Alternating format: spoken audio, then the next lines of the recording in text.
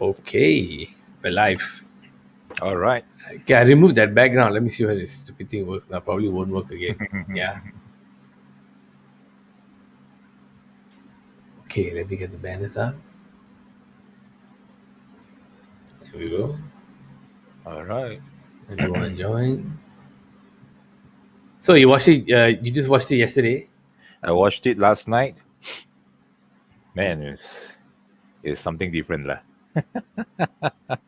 Man, that guy is a fantastic script writer. He He's, is really. yeah. So I, tell me I about it. What do you think? well, if you look at, I mean, at first, but we were talking about this the other night, and then we were talking about how the whole how this James Gunn can actually bring in like this ragtag group of people, and he somehow know how to make it happen, like how he did with Guardians, and like you say, I mean, it's not like Guardians, but he knows how to bring that team dynamics together somehow, and somehow he can actually how you say fuse both that fun factor, that comedic effect, with characters that you thought could not maybe be done in that way. And I think I really enjoyed it. I actually enjoyed um the entire show actually along the whole way. And there are a lot of moments like I think I shared with you this earlier in the message. I was like a lot of what the fuck moments, but it's in a good way. It's like what, there's a lot of moments where you go like what, whoa, no.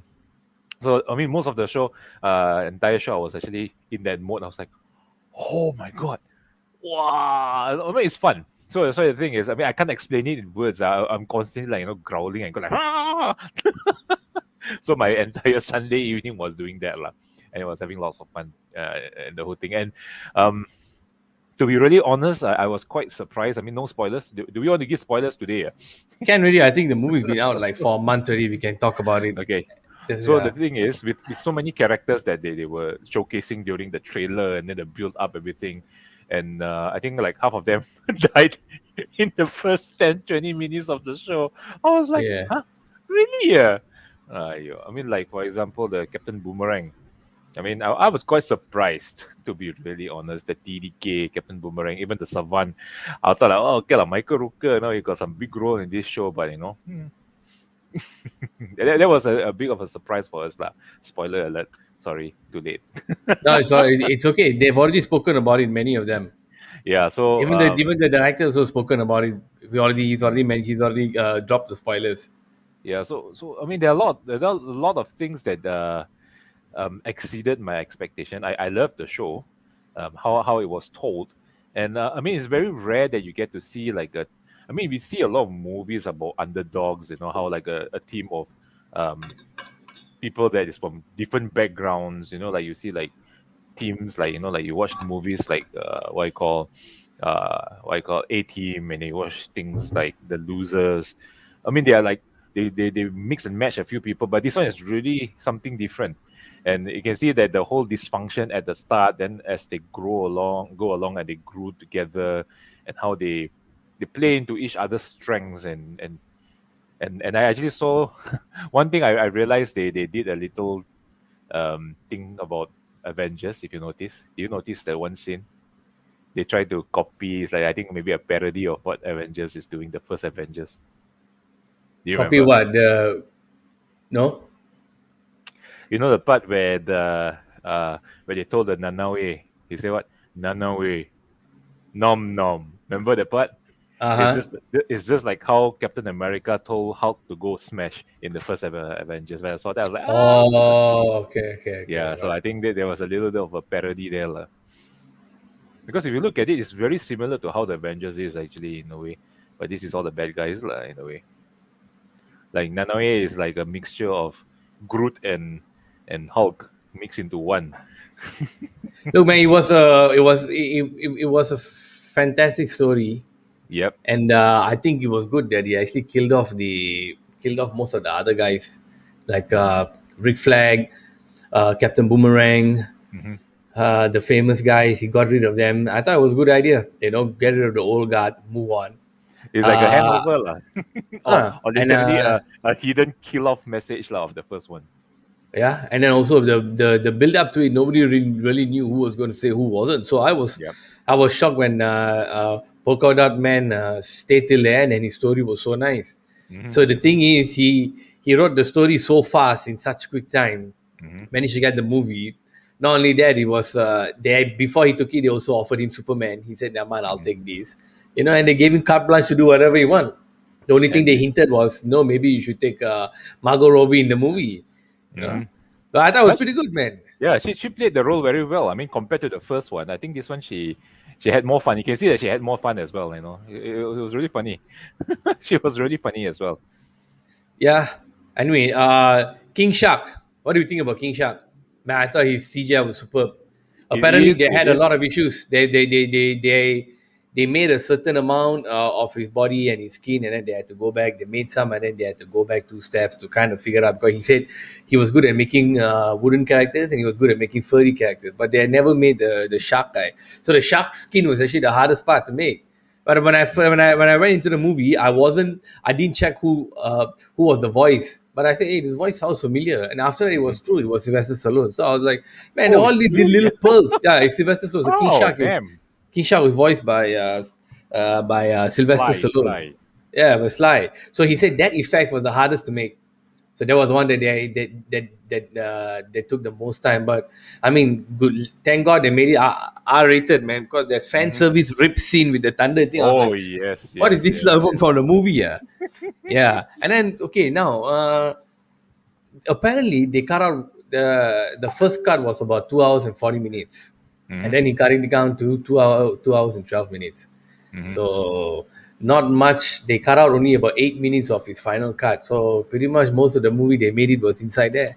And then the beach scene in the beginning also apparently was made out of 4 football fields. It was Oh, 4 football fields. They put the water, they put the beach, and they shot that scene there. Man, I was quite impressed, like this guy. I mean, he really knows how to write a good movie.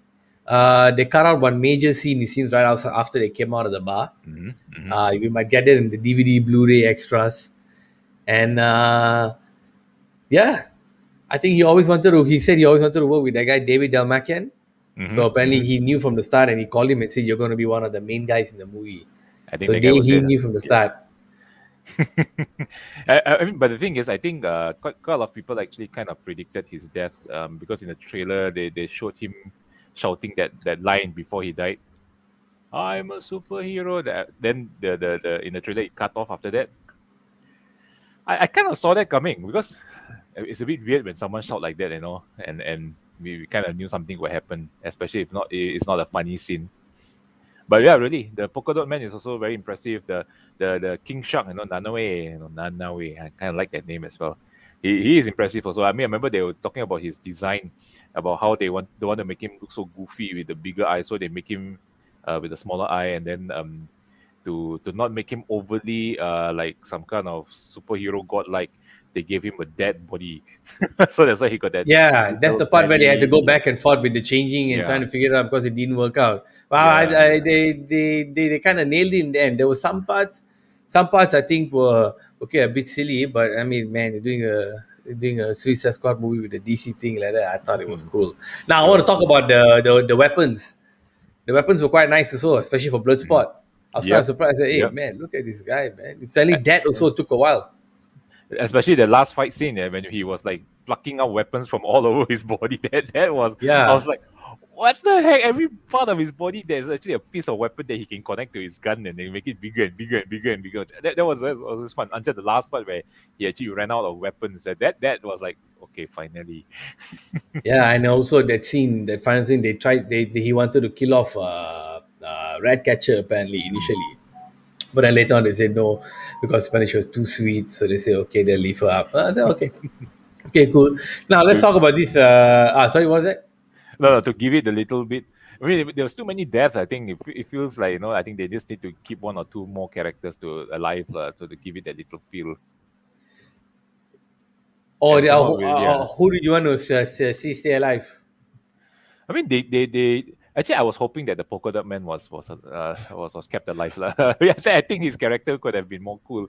I felt that he managed to show, but he didn't show a lot about his power. It's just a few scenes. I felt that he could have just get a little bit more time. I mean, he's quite an interesting character, Yeah, especially when he was saying I'm having an allergy. I was like, what yeah. kind of fucked up allergy is that, man? What do we think about John Cena? Oh, I think he nailed his character spot on. Like the first, I remember I was reading. They say James Gunn told him. I was reading. I mean, I was watching this interview with John Cena, and he was saying that James Gunn's first instruction to him is, "I want you to be the asshole Captain America." So he was like, Right. you know what, he did it. And when I watch it, I say, yeah, he nailed it, lah. I mean, he was a real douchebag, lah. Especially the part when they went into the village and killed the entire freedom fighter, and he was like competing with Bloodsport. That was you That can was see an like that. incredible scene. Yeah, man. That was an incredible. That was an incredible scene. That one. That was incredible. I didn't expect it to happen until when they went into the hut and they see Rick Flag taking that. Why are you having tea? Oh, this is a freedom fighter. I was like, Yeah, that yeah, was that was one of the first what the fuck moment that I had. I was like, oh shit. I just kept laughing that part. I was like, what the heck, man? The resistance army was just wiped out like that. yeah. He really. How should I say? I think he knows the characters pretty well, and he kind of played off that quite a bit. So that's why Yeah, I was yeah. coming. It brings me to John Cena. I think like they didn't realize they wanted to make a TV series, Mm-hmm, although they always kept John Cena as the main constant character that never changed. mm-hmm, So his moral capacity was kind of warped, but he never changed. He was always like that. So apparently, only after that, when they decided to do the TV series, then he wasn't sure if he was going to do it. And then later on, he said, "Okay, now I feel like I'm going to be on board." And he's directing 5 out of 8 episodes. And then the mm-hmm, extra credit scenes came after that. And I'm like, man, this John Cena really nailed this character mm-hmm, because of this guy's writing and directing, if anything else. So I mm-hmm. was pretty, I'm looking forward to the Peacemaker TV show, man. I tell you, this guy James Gunn has some kind of magic touch. Yeah, he does. He does. I think that's the reason why when the whole Guardians of the Galaxy tree thing didn't work out for a while for that moment, then DC quickly snapped him up and First instruction to him is yeah. So Sorry. so he quickly snap it up, DC quickly snap him up and look what he have done, with this. And I mean, Guardians 1 and Guardians 2 itself, he made a sort of like a how you put it, that comic book characters that's not really well known outside. Before this, I don't even know who's the Guardians of the Galaxy. I have to ask our friend, like, hey, who are these? But then, he told me, oh, this guy is who, and he made it who they are today. And today, everyone knows who are the Guardians of the Galaxy. So now he made Suicide Squad, and look at what he has done. It's really good. I really enjoyed it. So now he hasn't said whether he's doing any other DC movie, but he did say he's going to finish up with Guardians of the Galaxy 3, Mm-hmm, and he's going to do Peacemaker. But beyond that, he didn't say anything. What mm-hmm, we know so far, there might be some characters from Guardians who are dying. But as far mm-hmm, as Suicide Squad 2, he said the post-credit scenes with John Cena in there was a mm-hmm, setup for Peacemaker. While filming that, he just added it. mm-hmm. However, he said the only continuation of the whole movie is that stupid weasel fuck, the stupid weasel shit fuck that was there at the end. That's the only thing I was just reading one just now. He said that's the only thing that's still continuing to stay in the law. I'm like, man, this is some fucking weird shit. the I don't know. the visual is damn bizarre, lah. Yeah, Especially the last part, I was like, I what want the you to be the asshole Captain America. the fella is like, how is he still alive? yeah. I guess just a little bit of a teaser in there. Yeah, maybe there's some plans up, and I don't know. But if you notice, if DC, I mean, what DC is doing is that if they can actually sort of like get those people from Marvel that are able to pull all this thing off, and sometimes share a little bit of that success formula. Who knows? No, after a while, DC may actually catch up with Marvel. Who knows? Yeah. Yeah. All right then. That's a wrap. Mm-hmm. Mm-hmm. Mm-hmm. So thanks for guys for joining us. I don't know what else to look forward to actually after this. I guess like I don't know whether he'll be doing any more R-rated films, but I think Peacemaker is the only one. But it's coming out. It's still going to take a while. It's only coming out next year. But either way, Yeah. Yeah, talking about Peacemaker, so I like the scene where he just walked past the fella lying down and he just chopped the fella.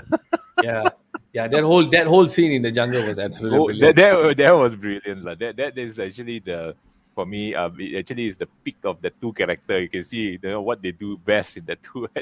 And Idris Elba and John Cena really had that weird chemistry going on, which I think is actually really good.